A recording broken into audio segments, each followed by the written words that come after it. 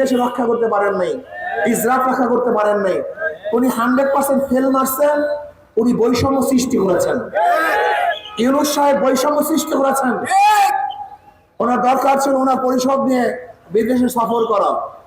উনি রাজনৈতিক কিছু দলকে নিয়ে বিদেশ সফর করেছেন, তার মানে অন্যান্য দলকে দাগগুলি দেখিয়েছেন। উনি বৈষম্য করেছেন। উনি এখন আর বৈষম্যহীন নয়, উনি নিরপেক্ষ নয়, মারাত্মক ভুল করেছেন উনি।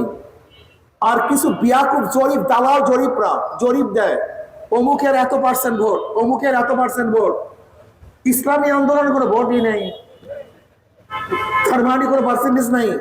তার মানে এই জরিপগুলি সব ফালতু, এগুলি সব দালালদের জরিপ। শেখ হাসিনা ক্ষমতায় নাই, শেখ হাসিনার সমস্ত লোক এখন জেলে। যখন তারা ক্ষমতায় ছিল না, এখন তারা সবাই জেলে। আর যারা ক্ষমতায় ছিল না, এখন ক্ষমতা দেখার ভাব আসছে, তারা সবাই মুক্ত হয়ে গেছে। এটার নাম কোর্ট, এটার নাম বিচার। দলের শাসন দেখেছি, ব্যক্তির শাসন দেখেছি, কিন্তু বৈষম্য দূর হতে দেখিনি, মানুষের ভাগ্যের পরিবর্তন দেখিনি।